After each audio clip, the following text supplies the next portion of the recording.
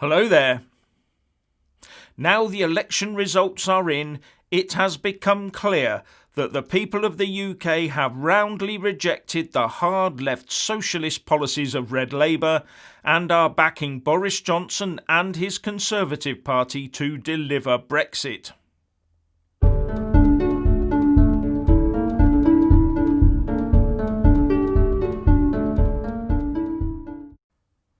Firstly, please don't forget to give the YouTube algorithm a big boost by giving this video a like.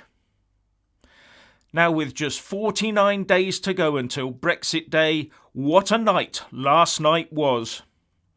Despite the fears that the red vote might be quite sticky, the Blues romped home to a landslide victory as all doubts about the common sense of the British people were blown away like chaff in a gale. Anyway, what were the final results, and what is the Tory majority that Boris Johnson takes forward for the next 5 years? On the day, with only 67.3% of the electorate turning out to vote, and that was slightly down on 2017, the Tories got 365 seats with 43.6% of the turnout. Labour came second with 203 seats and 32.2% of the vote. Then came the SNP with 48 seats on just 3.9% of the vote. Then the Lib Dems in fourth with 11 seats and 11.6% of the vote. The DUP managed 8 seats on 0.8% and Sinn Féin got 7 seats on 0.6% of the vote. The Greens maintained their 1 seat with 2.7%, and the last 3 seats were taken up by the others. This overall gives Boris an 80-seat majority, higher than most projections by polls and pundits during the build-up to Election Day, and the biggest majority since 1987, when Margaret Thatcher won 376 seats with a majority of 102. So, like some large, unsightly, red, pus-filled zit, the Labour threat to the UK has been burst, and their internal fallout begins as they work out how to clean the horrid little mess off the mirror. And with a defeat like this, the Reds could well be out of power for 10 years plus.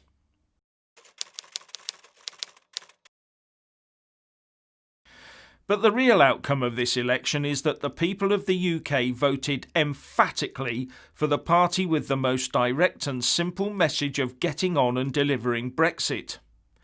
And even the EU big hitter Guy Verhofstadt has now got the message. He tweeted, "Brexit will now happen.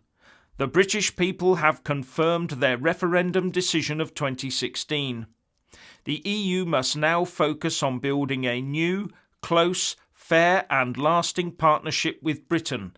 It is in our common interest." Oh yeah? Must now focus on building a new, close, fair and lasting partnership? What were they focusing on before then? No matter. And the EU chief Brexit negotiator Michel Barnier has told Sky News that we have been waiting for 1 year for the UK to tell us what it wants.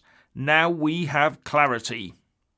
And he went on to give his best wishes to Boris Johnson and said that, as stated by the new EU Council President, Charles Michel, that the EU stands ready to go ahead.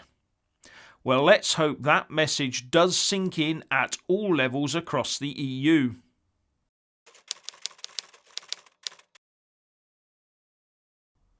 But it looks like the SNP has other ideas. Before the dust has settled, we have the SNP leader Nicola Sturgeon threatening to go to court to force Boris to give Scotland another divisive independence referendum.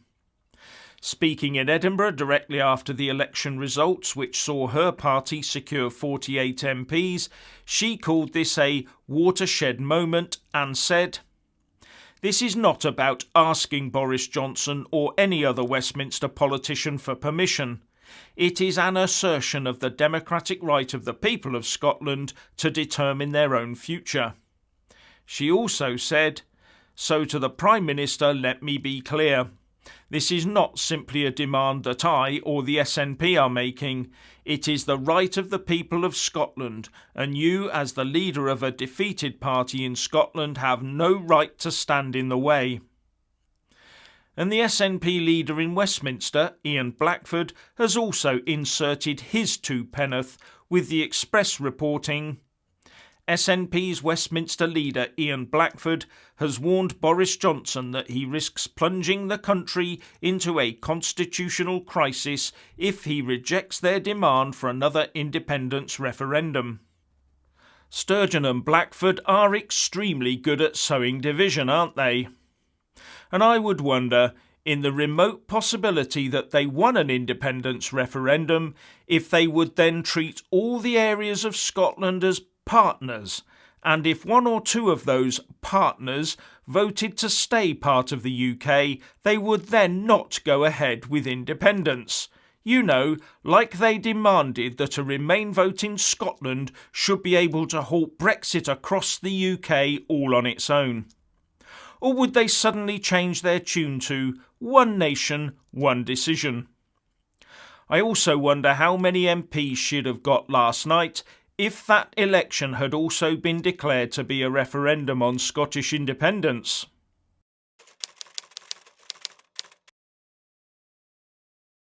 Now there are many sad faces looking on these results with a mixture of disbelief and dismay. I wonder how long it'll be before we have claims that the vote was somehow dodgy. No one knew what they were voting for, and it should all be voided, etc. So we can all vote again until the electorate gives the Remainers and the lefties the correct answer.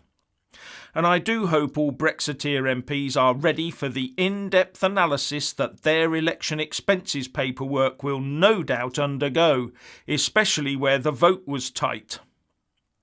Now many will be pleased to hear that the turncoat Brexit Rebel MPs who decided to leave their parties for other parties without forcing a by-election were all shown the electoral exit at this election. Sam Gyimah, a former Conservative minister who crossed the floor to the Lib Dems, was ousted. The leader of the Tiggers, Anna Soubry, who had started the last Parliament as a Tory, found out it really is cold this time of year. In fact, she ended up in a far distant third with just 4,668 votes. Tory turned Lib Dem Antoinette Sambach also became very acquainted with third place. And former Tory turned Independent Anne Milton came fourth. That well-known Brexit rebel Dominic Grieve, who left the Tories to stand as an independent, also suffered the consequences. And ditto Brexit blocker and former Tory minister David Gauke. Former Labour MP Chuka Umunna, who went first to the Tiggers and then to the Lib Dems, also found himself out on his ear.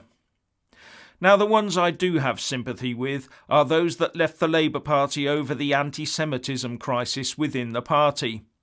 Like the co-founder of the Tiggers, Luciana Berger, who started out in Labour and ended up as a Lib Dem, but who ended up finding out that the two-party state prefers rosette colour above all else. As did Mike Gapes, who left Labour to join the Tiggers, who was also unsuccessful. Other defectors to the Lib Dems who lost their seats were Angela Smith, Sarah Wollaston and Philip Lee. Those who stood as independents and lost out also included Frank Field, Chris Williamson, who also lost his deposit, Ivan Lewis, another deposit loser, Gavin Shuker and Roger Godsif. And the other Tigger loser was Chris Leslie. All in all, there were 18 previous party hoppers standing in this election, and they all lost their seats.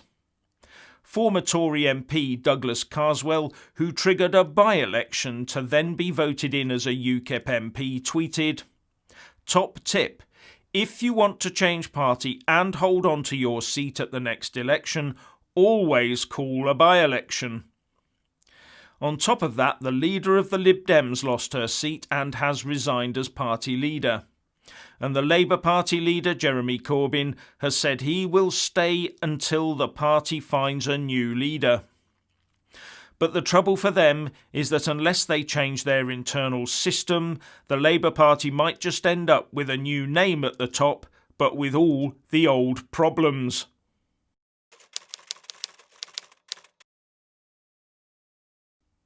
Now, although the Brexit Party vote collapsed completely, many people are saying that it was Nigel Farage that ensured this Brexit election win for Boris. And writing in The Guardian, Darren Lucadis says, "Whatever Nigel Farage does next, his decision to stand aside against 317 Tories and target Labour leavers was monumental." And now that Brexit looks like it will be delivered, it appears that far from leaving the political fray, Nigel Farage will be looking to pursue his aim of changing politics for good with a name change of the Brexit Party into the Reform Party, the aims being to reform the electoral system and scrap the House of Lords. But be in no doubt, fellow Brexiteers, the Brexit battle is far from over. Already Gina Miller is talking about new plots and plans to try and derail a true Brexit by working hard to ensure as soft the Brexit as possible during the talks over the UK-EU future trading relationship. And this is a possibility I've talked about before. But that's a video for another day. Anyway, what do you think? Please share and comment, and thank you for watching.